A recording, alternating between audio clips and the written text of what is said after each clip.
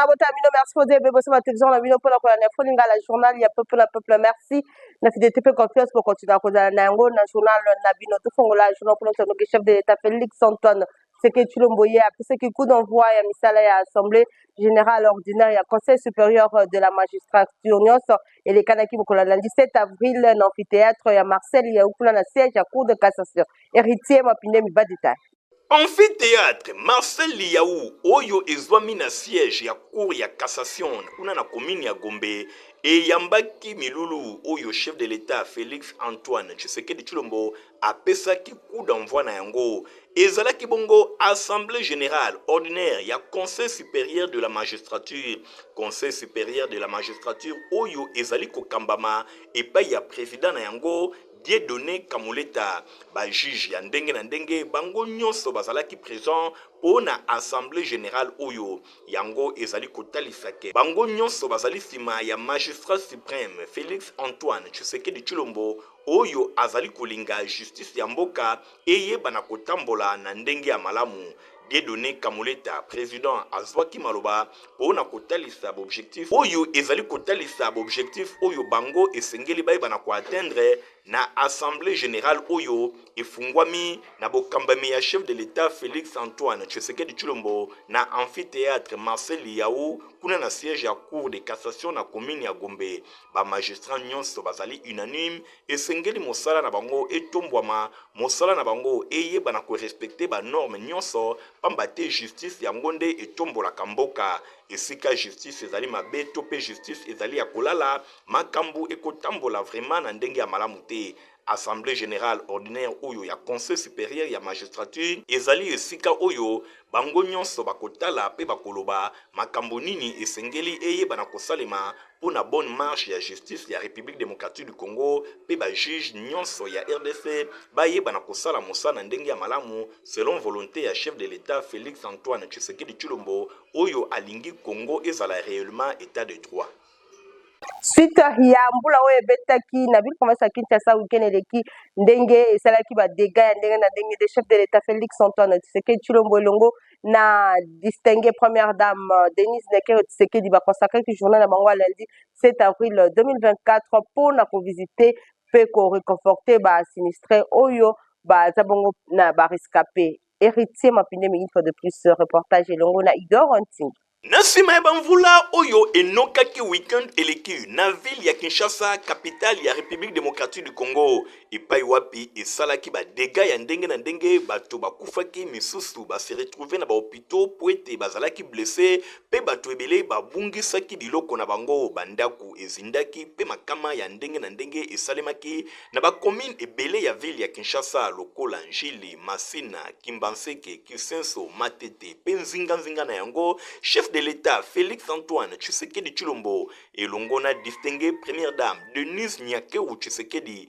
ba consacraki mokolo ya lundi 7 avril 2025 na ba visite moko ya réconfort bisika ebele na ville ya Kinshasa epai wapi population basangani na ba gymnase ya ndenge na ndenge pona kosabrite pamba te bandaku na bango ebebi. Boye chef de l'état Félix Antoine Tshisekedi Tshilombo na première dame bakendaki na badon ya ba première nécessité pona ko assister bango enfin que bayeba na kozwa mwa eloko ya kolia bisika oyo bazali kovanda en attendant bisika na bango bavandaka eyeba na kobonga pe mai ya Njili oyo etondaki eyeba na kokauka. Chef de l'état batambolaki bisika ebele pona kotika biloko oyo pe kotalisa bandeko oyo nyonso bazali bongo basinistre ke gouvernement abosani bango te na nzela ya chef de l'état bosimba ke bareconfortaki pe bavictime bisika na bisika lokola awa bakendaki pe na centre de santé Vijana na commune ya Lingwala na ville ya Kinshasa epai wapi chef de l'état areconfortaki 20 victimes mobimba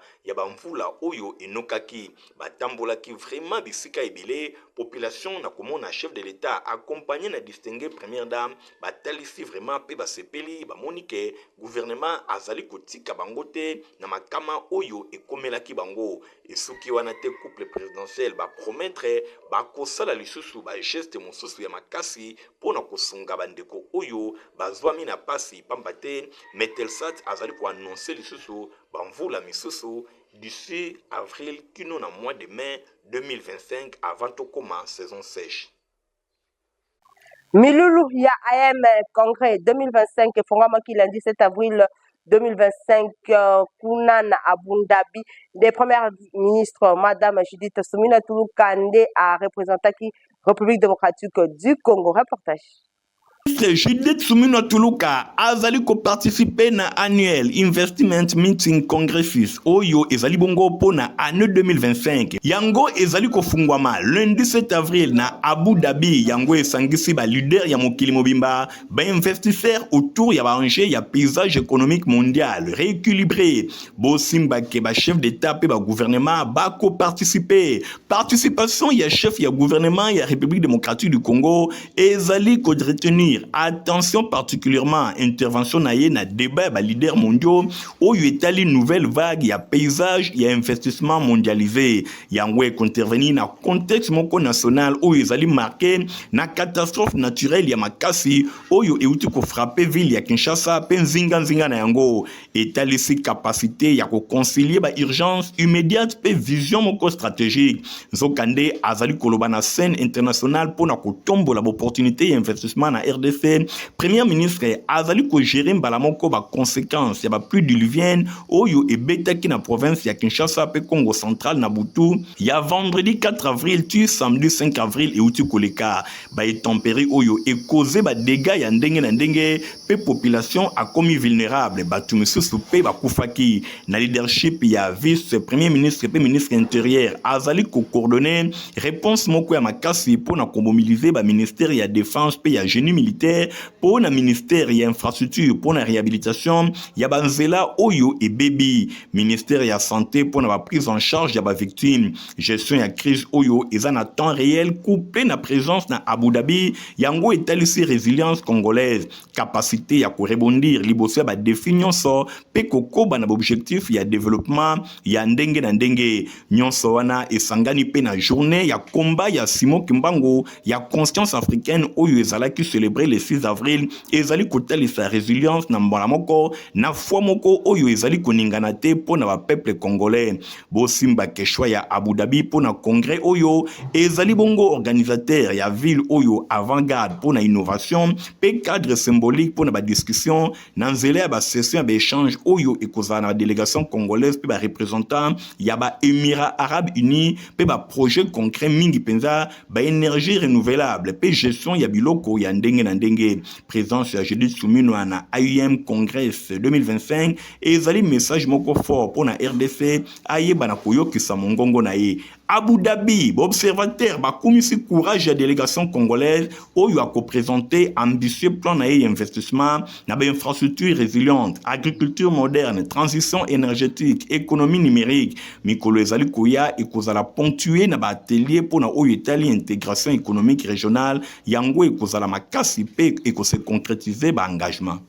mokolo ya mardi 8 avril nde commissaire principal Makuto Odon commandant ya Kin Centre asangisaki ba élément ya PCR ya premier détachement ya Gombe po na mwa kozeri moral Nadina Sona azaki sima na bango na compte infolinga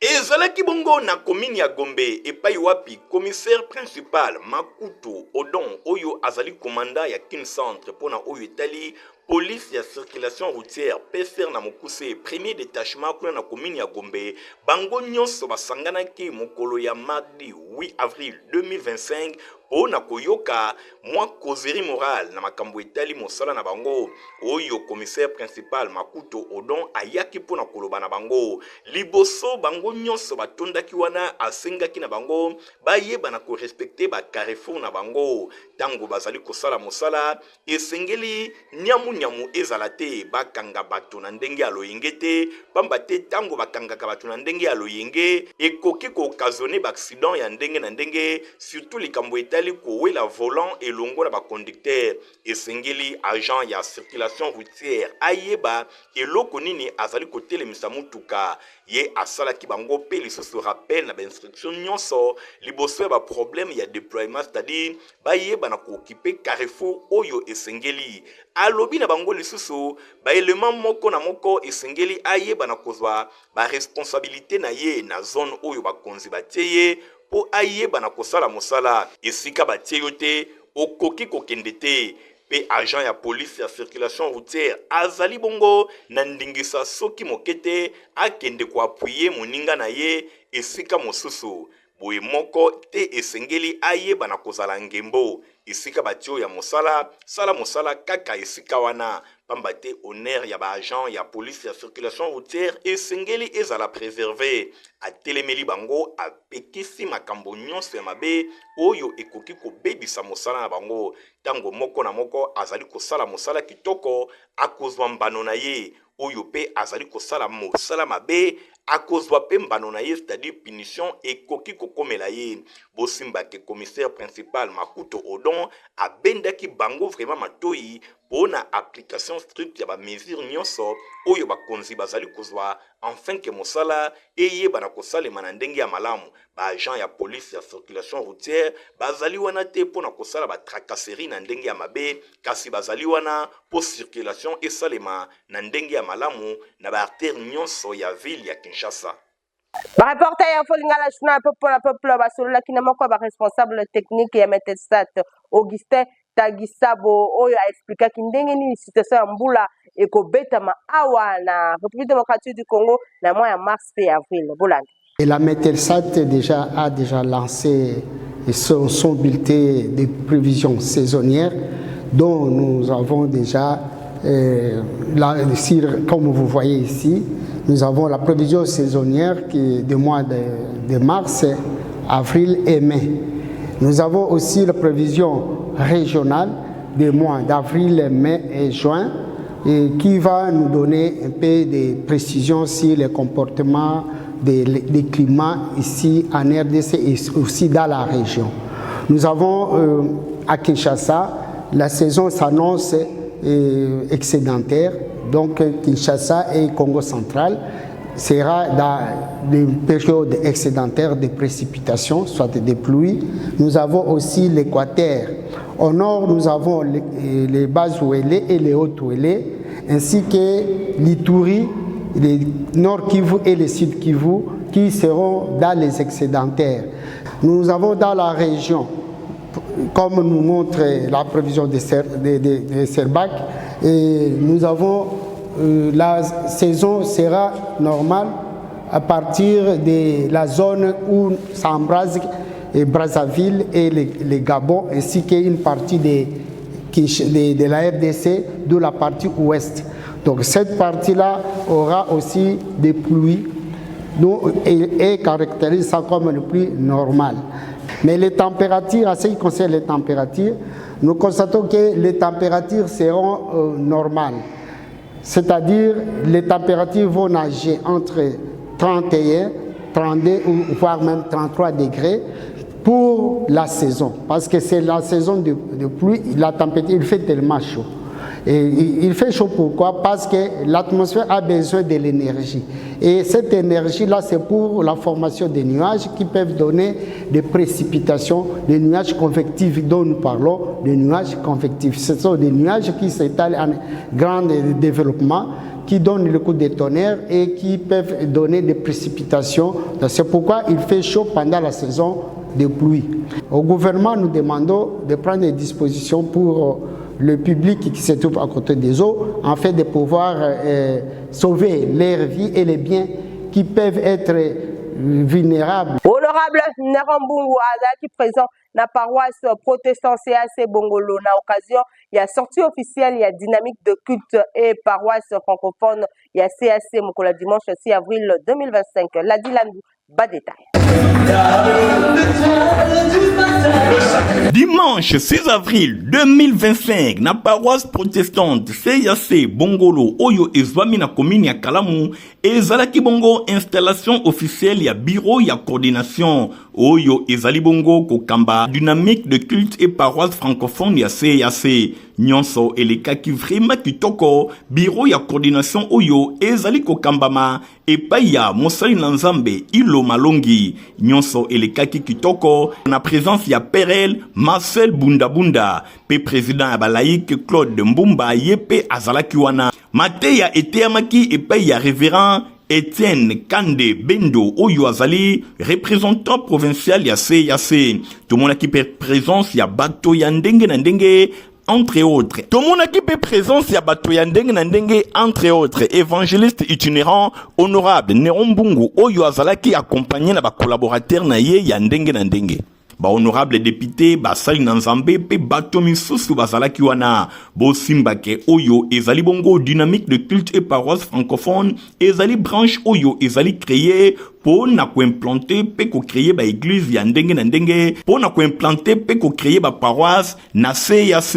ezali branche ya église pour na implantation pe création ba paroisse ezali bongo ba nani bazalaki installé pour na bureau ya coordination ezali bato ya Kinshasa, Boma, Mwanda pe Matadi. Sur place awa tango culte esilaki bapozaki première pierre pour na kotonga bâtiment administratif ya paroisse protestante CAC ya Bongolo kuna na commune ya Kalamu. Cérémonie ezalaki bongo dirigé et pa ya yemoko Perel Marcel Bundabunda. Nyonso elekaki vraiment kitoko na micro ya Info Lingala journal ya Peuple. Boyoka président ya ba laïque Claude Mbomba Ndenge a expliqué. Aujourd'hui c'est un grand jour.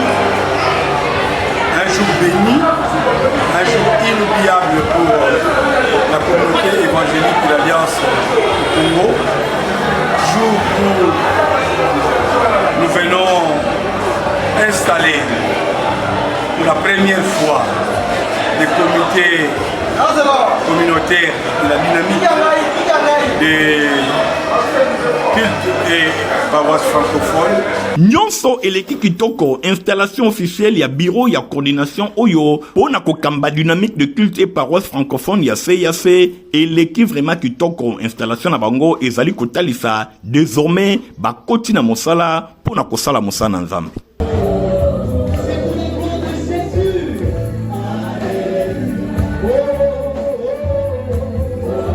6 avril bafetaka bongo œuvre ya Simon Kimbangu boyebake association confessionnelle kitwadi kia bangunza aseka na mokuse bango basalaki milulu moko ya kafu honorable na mbungu azalaki wana tepe azalaki représenté na moko ya bato na ye. Reportage Kintwadi, Kiaziantumwa, Mwa Felika, KKM na mokuse, bango pe basalaki culte ya kafu pona ko célébrer journée ya le 6 avril oyo mfumu Kimbangu mvulusi abanda kabongo mosala na ye. Nyonso elekaki vraiment kitoko, bango pe basepelaki, bayembaki, babinaki, na bokambeme ya chef spirituel na bango Papa Mantomi na Mbumba. Nyonso elekaki bongo na commune ya Kisenso epai wapi siège na bango ezwami na quartier du 7 mai. Boyebo simbake elekaki vraiment kitoko, ambiance ezalaki de taille ndenge kaka bino moko bozali komona bango pe Kintwadi Kiaziantumwa Mwa Felika KKM na mokuse batika kadati oyote pambate ezali dati moko munene oyo bango nyonso bazali kokanisa ndenge nini mfumu Kimbangu abandaka mosala na ye po na kotombola poso moindo pe po na koteya bango na nzela ya ba miracle ya ndenge na ndenge oyo esalemaki. Na micro ya Info Lingala journal ya Peuple, secrétaire Papa Kambaji alobaki boye ndenge tomoni délégation na ye lelo nde yango pe tozongisi merci mingi zinga ya famille ebenda na kaseki oke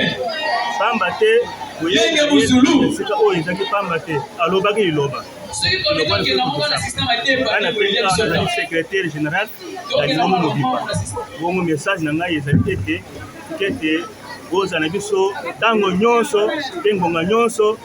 bozala biso te pamba te toyebi toza na biso elongo mpe matondo ebele topesi epai ya honorable na bolamu oyo ya monisi ya koya kondima nanu invitation topesaki ye nde ya mokolo nde yango wana tika ete tata nzambe apambola ye mpe Kimbangu abakisela ebe. Bosimbake honorable Nerombungu Fumabanga Moyo azalaki empêché a dépêchaki délégation na ye oyo ekambamaki na moko ya ba collaborateur na ye MC Congo atikaki bango maboko pambate a contribuaki na enveloppe moko ya kafu pona kotalisa attachement na ye tango nyonso na mosala na Nzambe en tant que évangéliste itinérant. Avenue Erebu na commune ya Kasavubu eza kota moko ya kobema makasi soki mbule beti mwa kokota kote kuna ezate nzela ezala kapasi. Reportage awa toza na commune ya Kasavubu mingi penza penepene ya avenue babengi Irebu na direction ya Kasavubu oyo pene ya marché Koweït ezali ya kobeba makasi bino moko botala soki mvula enoki ezalaka opesi mbwambwa boyi population azangaka ndenge ya koleka voire même mituka to pe bamoto bazalaka na badifficulté makasi nzoka nde milieu oyo na avenue Kasavubu ezali vraiment fréquenté na coin ya Urebu ezali esika oyo bato ebele bafréquentaka yango pona kobongisa batelefone pe kosomba batelefone na bango ya occasion kasi ndenge ezali ya kobeba même bakopérant bazali komilela moyen ya kosala kope malonga ezali te nzoka nde milieu oyo tango bato bazali kofréquente yango ezali pe tango bango baganiaka ebele awa eza mai tokindaka makasi soki leta kozwa solution makambo te biso bateknisien ya mboka oyo tokokoka kosala eloko moko te awa toza balola fe nde mokobana naki tolobaka bana bazotanga awa tofutaka bandako awa nakokima velo tene na monongo edindi boye mais c'est le journaliste aza nazolanda ngai population baluka ezo solution tozwa solution makambo oyo tovanda kimia ndenge omoni boye soki nameki kopesa mwa explication moke eza kaka ke balabala ekoma nakobenga ngo bopermettre nga charge ebele c'est-à-dire bato bayaka baza mwa ebele na balabala alors par jour to ya salubrité eleki mingi tellement sikoyo mécanisme ya koévacue yango eza nanu te bato wana na bakolo mapango na batechnicien baza obligé ya koutilize terrasse comme esika ya kobwaka matiti suwe ya bana nyonso ya komini ya Kasavubu pe ya Matonge balobi coin oyo lokola ezalaka fréquenté ezali penepene ya marché Koweït esengeli babongisa nzela po soki mvula ebeti bapemaka pe na kimia olie ezala ya kobeba ndenge ezali population oyo avandi na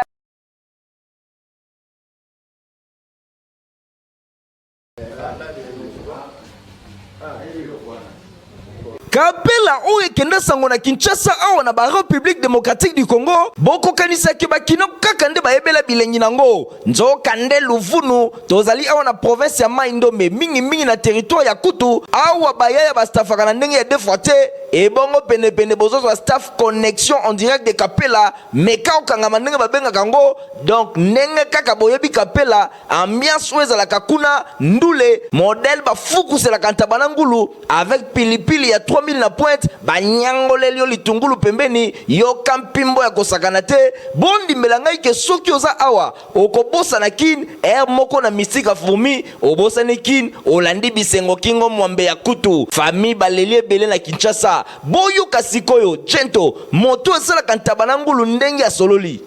staff nanga komona ngo Miko Okangama connexion en direct de Kapela na Kisasa pour odami awa raisonnement nomba moko boulé Kapela na Kisasa saka togo jaka tabangulu to saka pe basoso ya Kisasa ba maboke pe yango ba tiji pe to salaka nyonso to sa o ba salaka biso pe to salaka ngo togo jaka taba ngulu chaque jour to na somba ba balenye uta likolo to gorger a to bandaka 6h30 si 21h bakanga ekala biso pe to kati misala pene ba comédie pe bazalaka wana pour na kojoindre utile na agréable pour na kosekisa population côté ozolia côté ozokongwenya bozwe lokoyo oh masa muto asa 10 ans na boli il faut moi des matchs na muto asa fait 10 ans na karaté il faut moi des matchs na ça 10 ans karaté ne muto na tambola ka pomba yo kiba na bete kiba yo ça metelemba bon muto asa 10 ans na boli ata ko papa mukola chimi seki il faut moi des matchs à papa RDC za mboka ya diversité mboka ya ambiance soso pembe azanga mboka te soki kaka ba province ezu ya moyen à travers projet 145 territoires batu misusu bakokima Kinshasa kasi pa comédien kombo na yo nani komo nanga mboka avec kase misisa ba comédien libula wetse banka zezina kutute mbana mama nanga fia mama nanga po awe banki na to soma mbo apo to banga mi binanda kumasopa likama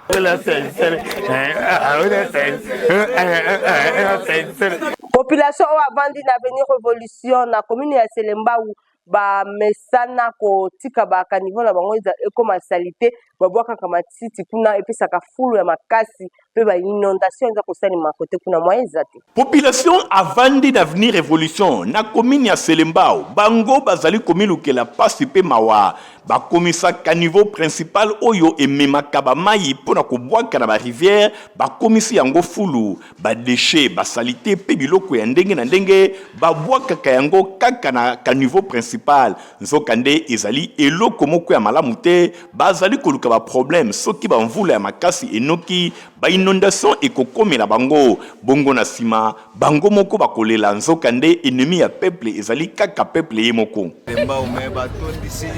tracé tondi ba salite baya kochaka na butu bele batondi tracé mabe ko balungu na basalite oyo tracé ezala bien komine ezala basalite toyeba te me tomonaka basalite soki bama ezoya na bafulu mpe kuna na wengi yaki ebele awa tosengi na bana commune ya Selembao mingi penza oyo bavandi na avenir révolution esengeli kobatelama kobebisa esika ozali kovanda te na bosoto mingi penza kobwaka bosoto na caniveau te pamba te caniveau oyo esalemaki po na mai ya mvula eyeba na kolekaka kasi nyonso wana ezali kaka po na bolamu ya population tango bino bokomisi yango fulu bozali komilukela baproblème tango bainondation ekoyela bino bolela te bana ya avenir révolution na commune ya Selembao poto balonga po la bala la mineza potiva pipe mkoloko komela yango epesaka santé ya kitoko.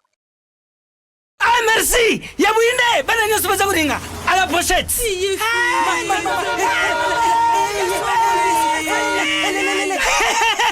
Vous allez quoi mais Protivap est tonne de protéines et énergie. Ah papa merci pour les protéines pour les enfants. Eh Bino, bote la baonine. Bote ma kodona Bino. Mama kansa bomba bonga. Bona bana na yo ba kumarukura bana oyo. Faut laisser kabango poto Protivap. Et ça ba pota te. Allez, kamata. Bon appétit. Bana nyeso ba yaka Protivap. Ah, sisi kulia ya bangu Protivap, babandi badansi na bangu ya babebe pro. Tala. Ba yango, chante kitoko ntoto makachi. Tukana mbimbi, oyo tukana mbimbi. Makusa, Protivap, poto kitoko pona babebe pro. Ngala bino tupsene rendez-vous, Miko les aliko ya revoir.